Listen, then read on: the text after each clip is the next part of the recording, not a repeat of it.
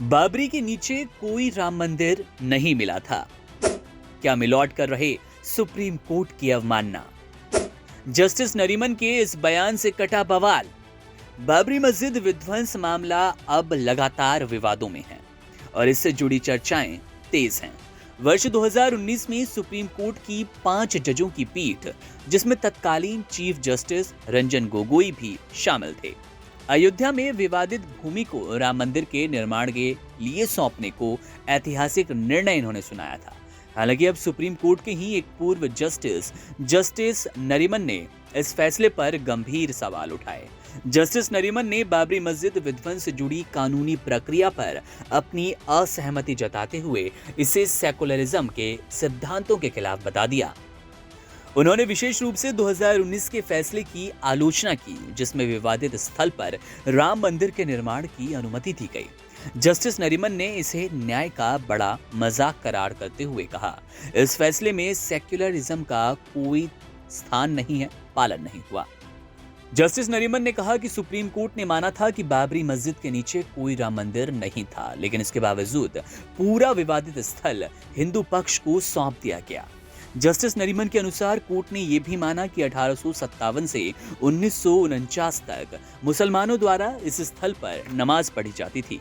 फिर भी कहा गया कि मुस्लिमों के पास इस स्थल पर विशेष अधिकार का दावा करने का कोई अधिकार नहीं।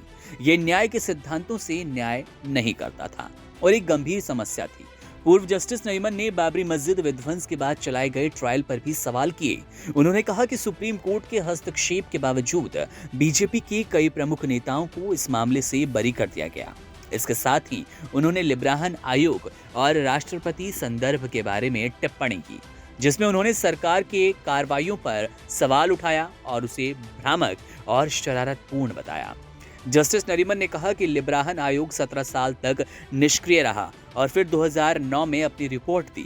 इसके बाद अयोध्या अधिग्रहण क्षेत्र अधिनियम और राष्ट्रपति संदर्भ को सुप्रीम कोर्ट भेजा गया, ताकि ये तय हो जाए कि बाबरी मस्जिद के नीचे कोई हिंदू मंदिर था या नहीं। इसके अतिरिक्त उन्होंने 1994 में हुए इस्माइल फारूकी मामले का भी जिक्र किया, जिसमें सुप्रीम कोर्ट ने अयोध्या क्षेत्र में 67 एकड़ भूमि के अधिग्रहण को वैध ठहराया था। जस्टिस अहमदी ने इसे सेक्युलरिज्म के खिलाफ बताया और जस्टिस नरीमन ने इस पर अपनी असहमति जाहिर की।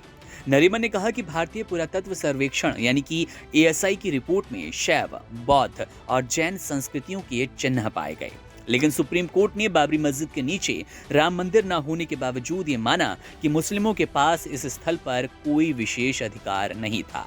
उन्होंने सवाल उठाया कि जब हिंदू पक्ष ने बार बार कानून का उल्लंघन किया, तो फिर अदालत ने केवल वैकल्पिक भूमि देने का फैसला क्यों किया, इसके बजाय कि मस्जिद का पुनर्निर्माण किया जाए। अंत में जस्टिस नरीमन ने बाबरी मस्जिद विध्वंस मामले में सभी आरोपियों के बरी होने पर भी असहमति जताई।